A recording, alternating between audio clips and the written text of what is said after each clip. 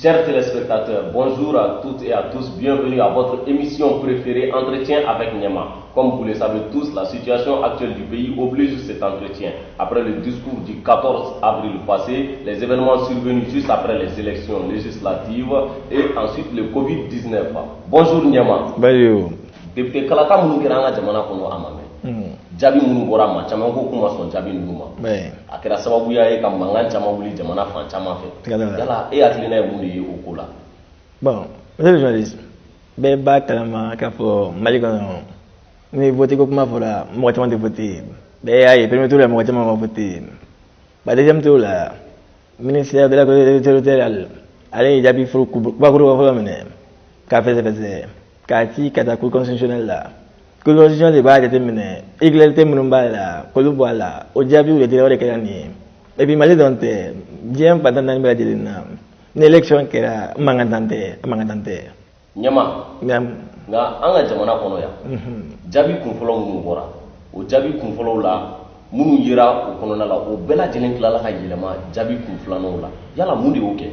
O sababu ye min ye n y'o de fɔ sisan n t'a dɔn ni n ka kuma faamu. Jaabi fɔlɔ minnu bɔra ministère de péri b'a lajɛ k'a bila ka taa cour constitutionnelle la ni fitiw yera la irrégularité minnu b'a la cour constitutionnelle de b'a jateminɛ ko bɛɛ fɛsɛfɛsɛ ko nɔgɔ bɛ bɔ a la ka sɔrɔ ka jaabi définitif bɔ o de kɛra nin ye tantɔ.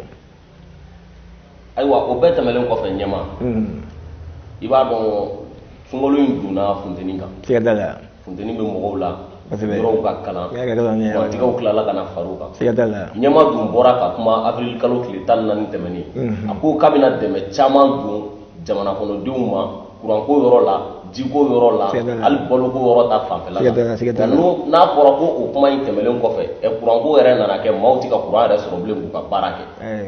An ye fɛɛrɛ dɔw tigɛ o la sabula an y'a jateminɛ k'a fɔ ko Mali kɔnɔ a fɔra ko baara bɛɛ ka jigin 14 heures nka mɔgɔ dɔw bɛ yen olu bɛ jigin fo 17 heures o bɛ clim k'a la u bɛ courant k'a la u bɛ jiw k'a la surtout les grandes entreprises o bɛɛ bɛ a to mɔgɔ caman tɛ se ka courant sɔrɔ nka jamana ye fɛɛrɛ kuraw tigɛ i hakili b'a la élection kuma n ye mobili dɔw san jikala mobili ninnu 14 heures pile an bɛna jɔ Mali baara bɛɛ da la ni min ma bɔ yanni 14h30 cɛ n'i tora yen nɔ an bɛ jikalan bila ka don aw kan n y'a fɔ a bɛ kɛ. Ɲɛma o tɛmɛnen kɔfɛ i k'a dɔn k'a fɔ nin diɲɛ laban bana in siga t'a la Covid-19 siga t'a la donni min kɛra an ka jamana kɔnɔna la a ye dégâts caman kɛ ayiwa u ko farafinna jamana dɔ ko Madagascar o ye fura sɔrɔ a la siga t'a la Donald Trump yɛrɛ ye wari dɔ ci u ma o k'u ka a sɛgɛsɛgɛli tɔ kɛ halisa k'a lajɛ ni ka sɔrɔ fura in bɛ se ka kɛ bana in fura ye diɲɛ fantan naani bɛɛ lajɛlen siga t'a la anw yɛrɛ sigiɲɔgɔn jamana n'o ye Sénégal ye o président ye commande kɛ yala an ka jamana bɛna mun de kɛ sisan. Bɛɛ b'a dɔn ko Mali ye yiri jamana de ye ni Segu ta k'a lajɛ Bamakɔ yɛrɛ Sikaso fan bɛɛ yiri Mali kɔnɔ an hakili b'a la cɛ dɔw tun bɛ yala kare kɔnɔ a bɛ furaw feere a b'a fɔ n'a y'i kɛnɛ ala barika da n'a min kɛnɛ ne ka mugan taara Bakari Kulibali très bien jamana ye fɛɛrɛ kɔrɔ tigɛ an bɛna dɛmɛ don Bakari Kulibali ma a ka yiri ninnu a k'a caman bɔ mɔgɔ t'a dɔn ni coronavirus n'a a fura bɛ se ka sɔrɔ o la an y'o fɛɛrɛ de minɛ fɔlɔ.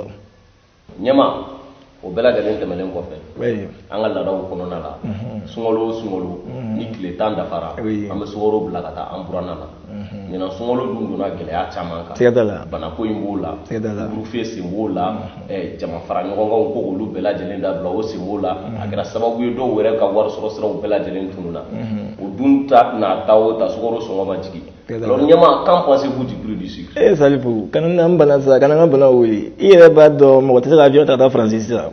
Que pensez-vous? Reformule ta phrase. Lapsus linguistique de sɔrɔ n b'a dɔn i kalannen bɛ nka lapsus linguistique de sɔrɔ j'ai fait ça à la Sorbonne n kalanna dɛ segin in kan i ko i k'a fɔ bamanankan na sabula Mali bɛɛ de bɛ k'a lajɛ. Ɲɛma e hakilina ye mun ye sukaro sɔngɔ la. Bala Mali kɔnɔ bɛɛ b'a dɔn ɲinan a ma nɔgɔn n yɛrɛ bɛ n da n tɛ sunɔgɔ sabula madame ka sukaro ma taa a somɔgɔw ma taa n bɛ mun fɔ maliyɛnw ye an ka jate ka ko nɔgɔya ɲɔgɔn bolo san o san ni burankɛ n'a bɛ se k'o di ma n'a ma se ka di ma ɲina mɔgɔ man ka jigin mɔgɔ la dɛ président yɛrɛ n yɛrɛ ma se ka fɛn min ka taa n buramuso fɛ fɔlɔ ma se ka bila fɔlɔ an man ka jigin ɲɔgɔn na mɔgɔ si man ka jigin mɔgɔ la nin na. O bɛɛ lajɛlen kɔfɛ kumakan laban jumɛn b'i bolo k'a di i ka jamana kɔnɔdenw ma. Kumakan laban min bɛ n bolo k'a di jamana kɔnɔdenw ma Désormais, à commencer par toi-même. Ni bien interview qu'il fait, il faut pas qu'il garde ça blié qu'on a gana. Y a pas. Rasta artiste, mais au moins. Rasta activiste, mais au moins. Rasta journaliste, je ne tolère pas ça dans mon pays. D'accord. Mais faut les gars malins de me la dire. Moi mal quoi. Ala ka timi mo mandama. Ala ka bodin ma fait. Mali ala ka abajama sans faire. Aga do nga solo salim. Ala ka Mali kisi, ala ka jamana in kisi. O be dan sigi an ka bi jamu kan na. Aw kan bɛ a ɲɔgɔn wɛrɛ ma.